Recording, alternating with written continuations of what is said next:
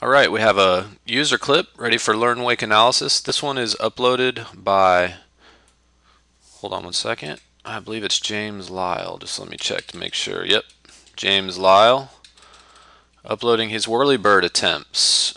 Alright, there's a few things that I see that could be changed, and I think you'll be able to land this no problem.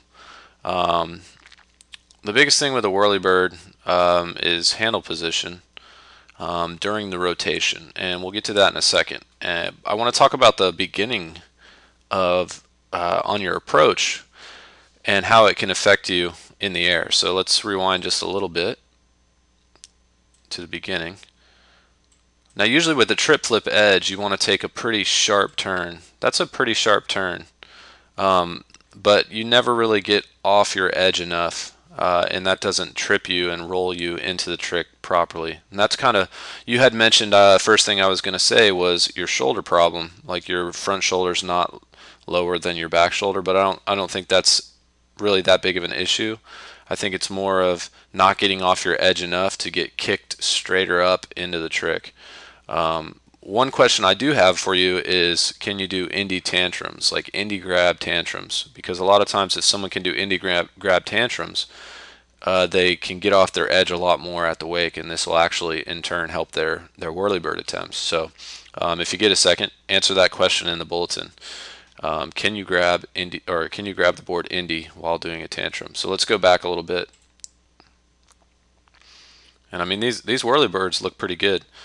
You might want to, right here, you might want to get a little bit more seated, and that will help you get off your edge a little bit more at the wake as well, which will let you pop it straighter up and roll you into the trick a little bit better. So before you start your turn, sit down a little bit more, and then make sure that you make a hard turn in so that you'll be forced to go flatter at the wake, and that should give you a little bit better pop into the trick. So right there you see you're flat here, but you're not that flat right before the trough, and it would help to be a little bit more flat, so it gets you over your toes a little bit more. So let's check this out. This is actually really good right here. I like this position.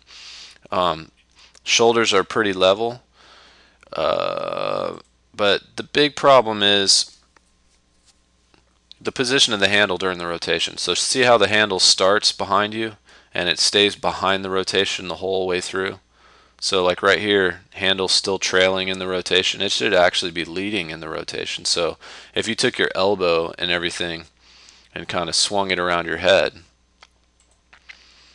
so that still trailing in the rotation, and that's why you're not getting pulled around.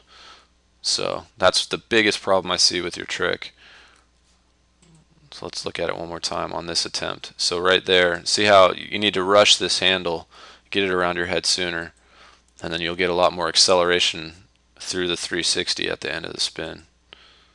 So let's look at the next attempt.